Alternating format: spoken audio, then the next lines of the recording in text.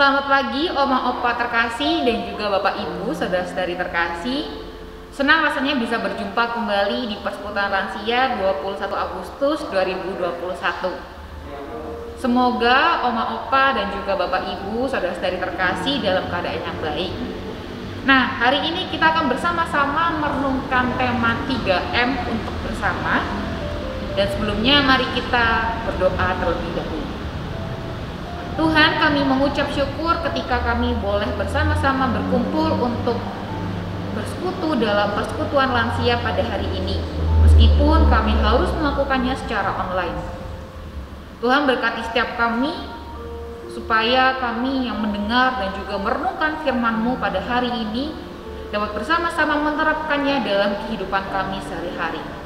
Ini kami Tuhan, kami siap untuk menerima sabda-Mu. Di dalam nama Tuhan Yesus kami telah berdoa dan mengucap syukur. Amin.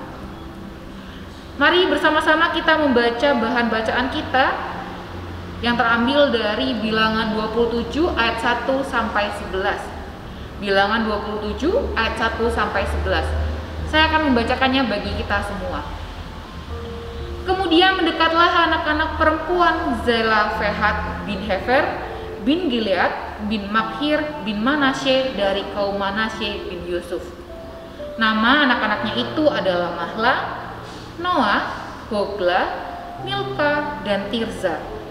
Dan berdiri di depan Musa dan Imam Eleazar dan di depan para pemimpin dan segenap umat itu dekat pintu kemah pertemuan serta berkata, "Ayah kami telah mati di padang gurun, walau ia tidak termasuk ke dalam kumpulan orang yang bersepakat melawan Tuhan, ke dalam kumpulan Korah. Tetapi ia telah mati karena dosanya sendiri dan ia tidak mempunyai anak laki-laki. Mengapa nama ayah kami harus hapus dari tengah-tengah kaumnya oleh karena ia tidak mempunyai anak laki-laki? Berilah kami tanah milik di antara saudara-saudara ayah kami." Lalu Musa menyampaikan perkara mereka itu ke hadapan Tuhan. Maka berfirmanlah Tuhan kepada Musa, "Perkataan anak-anak perempuan Zelafehat itu benar. Memang engkau harus memberikan tanah milik pusaka kepadanya di tengah-tengah saudara ayahnya. Engkau harus memindahkan kepadanya hak atas milik pusaka ayahnya, dan kepada orang Israel engkau harus berkata, apabila seorang mati dengan tidak mempunyai anak laki-laki, maka haruslah kamu memindahkan hak atas milik pusakanya kepada anaknya yang perempuan. Apabila ia tidak mempunyai anak perempuan, maka haruslah kamu memberikan milik pusakanya itu kepada saudara-saudaranya yang laki-laki. Dan apabila ia tidak mempunyai saudara-saudara lelaki, maka haruslah kamu memberikan milik pusakanya itu kepada saudara-saudara lelaki ayahnya. Dan apabila ayahnya tidak mempunyai saudara-saudara lelaki, maka haruslah kamu memberikan milik pusakanya itu kepada kerabatnya yang terdekat dari antara kaumnya, supaya dimilikinya. Itulah yang harus menjadi ketetapan hukum bagi orang Israel, seperti yang diperintahkan Tuhan kepada Musa." Demikianlah pembacaan kita. Berbahagialah mereka yang tidak sekedar mendengarkan, tetapi juga menerapkannya dalam kehidupan sehari-hari. Ya, Oma Opa, Bapak Ibu, saudara-saudari terkasih, bacaan yang telah kita baca ini mengisahkan masalah hukum yang belum memiliki penyelesaian dalam peraturan hukum yang ada. Jadi kalau kita ketahui, sepertinya ini tidak asing juga, bahwa tradisi Yahudi, tradisi bangsa Israel pada saat itu, tanah keluarga akan jatuh ke tangan anak laki-laki, karena hanya anak laki-laki yang mempunyai hak untuk memiliki tanah keluarga dan nama keluarga. Ini juga tidak asing dalam tradisi kita, kehidupan kita. Biasanya marga selalu diteruskan oleh orang laki-laki, dan biasanya perempuan juga tidak dapat meneruskan marga. Sebagian besar suku di Indonesia seperti itu. Maka dari itu, dalam tradisi Yahudi, jikalau tidak ada anak laki-laki untuk mewarisi tanah, maka tidak ada kepemilikan tanah dalam keluarga. Dan nama keluarga itu juga tidak akan ada lagi di tengah masyarakat. Jadi sama halnya ini ketika kita menjumpai dalam kehidupan kita, ketika ada keluarga, garis keluarga yang kemudian anak terakhirnya adalah perempuan, dan ia tidak mempunyai anak laki-laki, maka garis keluarga itu akan berhenti. Maka garis keluarga itu, nama keluarga itu tidak akan ada lagi di dalam masyarakat. Jadi misalnya marga saya Tasayub gitu ya, dan kemudian saya adalah anak terakhir dari marga Tasayu dan saya tidak mempunyai keturunan laki-laki, bisa jadi marga saya berhenti di saya dan tidak akan ada lagi di tengah-tengah masyarakat. Nah, maka dari itu Bapak Ibu, saudara-saudara terkasih, oma opa terkasih, anak-anak perempuan Zelofehad dari suku Manasye itu mendekati Musa dan Imam Eleazar untuk memohon kebijakan dari peraturan atau tradisi yang ada. Kenapa mereka memohon kebijakan? Tadi sudah kita baca bersama bahwa Zelofehad ini anaknya perempuan semua, kelima-limanya, dan mereka adalah generasi terakhir. Kalau misalnya mereka mengikuti tradisi yang ada, mereka akan kehilangan nama keluarga mereka. Mereka juga tidak memiliki warisan dari ayahnya. Nah, kebijakannya kebijakan apa? Kebijakan supaya mereka dapat mewarisi tanah. Dengan mereka dapat mewarisi tanah, maka mereka dapat menghidupi dan mewarisi warisan dan juga nama ayah mereka. Jadi secara sederhana mereka meminta supaya nama keluarga mereka dapat diteruskan melalui mereka sebagai perempuan.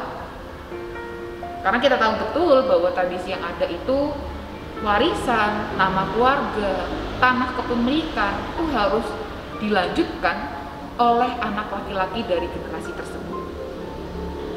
Nah, kemudian apa yang terjadi? Musa menyimpan perkara itu dan kemudian memberikan kepada Allah, yaitu ketetapan yang baru. Allah kemudian menetapkan peraturan atau tradisi yang baru. Apa itu tradisinya? Tanah warisan tetap tersimpan dalam garis ayahnya untuk menjamin kepemilikan warisan tersebut, supaya tidak jatuh pada suku tertentu dan menyebabkan ketidakseimbangan. Jadi kemudian Allah mengatakan kepada Musa bahwa sudah berikanlah saja tanah itu kepada anak perempuan Zelofehad dan ubahlah peraturannya. Peraturannya diubah supaya apa? Supaya tanah warisan itu tetap terjaga di garis keturunan ayahnya. Jadi kalau misalnya ada tanah warisan ya, kemudian warisan itu turun kepada ayah, tapi ayah itu tidak mempunyai anak perempuan, berikan saja kepada anak perempuannya, supaya tidak terjadi ketidakseimbangan antara suku-suku yang lainnya, supaya warisan itu tetap pada kepemilikannya. Nah, kemudian Allah mengatakan kepada Musa bahwa pedoman warisan itu seperti ini: jika tidak ada anak laki-laki, maka berikan kepada anak perempuan. Jika tidak ada anak perempuan, berikan kepada saudara dari sang ayah, saudara laki-laki. Kalau sang ayah tidak memiliki saudara, berikan kepada paman atau saudara lain. Pokoknya yang masih dekat dengan ayahnya. Pokoknya yang masih satu garis keturunan dengan ayahnya. Boleh sepupunya, boleh pamannya, yang masih satu garis keturunan. Supaya tanah ini tidak jatuh kepada istrinya yang berbeda suku. Supaya suku ini tetap memiliki kepemilikan warisan seharusnya. Nah, dalam kisah ini kira-kira apa yang dapat kita pelajari? Ada 3M yang dipelajari. Pertama yaitu menerima. Menerima apa? Menerima perbedaan yang ada. Menerima kalau laki-laki dan perempuan itu sama. Menerima bahwa perempuan itu juga bisa menjadi garis keturunan. Perempuan bisa menjadi hak waris, bisa memiliki hak waris. Juga memahami dan menghargai. 3M tidak sekedar mencuci tangan, memakai masker dan menghindari kerumunan, tetapi 3M yang dapat kita pelajari hari ini bersama-sama yaitu menerima, memahami dan menghargai. Dalam kisah ini kita dapat melihat bahwa ada dobrakan yang diubah dari tatanan sebelumnya, yaitu tentang perbedaan gap antara laki-laki dan perempuan. Dan itu tidak hanya terjadi untuk perbedaan antara laki-laki dan perempuan, juga perbedaan kesenjangan usia misalnya. Meskipun oma opa memiliki kesenjangan usia dengan anak-anak atau cucu-cucu, tetapi oma dan opa dapat menerima, memahami, dan juga menghargai. Dan ini tidak hanya untuk oma dan opa saja, tapi juga bagi bapak ibu, saudara-saudari terkasih. Kita harus bersama-sama meneladani 3M yang dikatakan oleh Allah dalam kisah ini. Kita harus bisa menerima, memahami, menghargai orang lain dalam kehidupan ini. Entah itu mungkin mereka lebih pintarkah, atau ternyata mereka tidak begitu pintar, tidak begitu update, tidak begitu mengerti teknologi. Kita dapat tetap memahami, menerima, menghargai mereka sebagai bagian dari masyarakat. Kalau misalnya mereka tidak bisa menggunakan teknologi atau tidak bisa mengerjakan sesuatu, kita tidak boleh memandangnya remeh karena mereka berbeda, mereka senjang dengan kita. Tetapi kita dapat menjadikan mereka bagian dari masyarakat dengan membantunya, dengan kemudian mensupport atau mendukung, menghargai mereka sebagai keberadaannya manusia di tengah-tengah masyarakat. Seperti halnya anak-anak Zelofehad, mereka diterima, mereka dihargai, mereka dipahami sebagai bagian dari masyarakat, sehingga mereka dapat mewarisi warisan dari ayahnya. Ini tentu tidak mudah, apalagi kalau kita sudah terbiasa dengan kesenjangan atau gap, begitu ya. Kesenjangan entah mereka itu lebih bodoh atau mereka itu lebih tidak mampu daripada kita. Tetapi kita mau belajar untuk menerima, memahami, dan menghargai siapapun yang ada di sekitar kita. Kiranya oma opa, bapak ibu, saudara-saudari terkasih dapat bersama-sama belajar, dan juga saya, dari kisah anak-anak Zelofehad ini. Kita dapat belajar untuk menerima dan memahami, juga menghargai orang lain yang ada di sekitar kita. Tuhan Yesus memberkati kita. Amin. Mari kita menutup perenungan kita dalam doa. Tuhan, kami mengucap syukur ketika kami boleh diingatkan dengan kisah anak-anak Zelofehad ini, perempuan-perempuan Zelofehad yang mereka didiskriminasi karena gender mereka, Tuhan.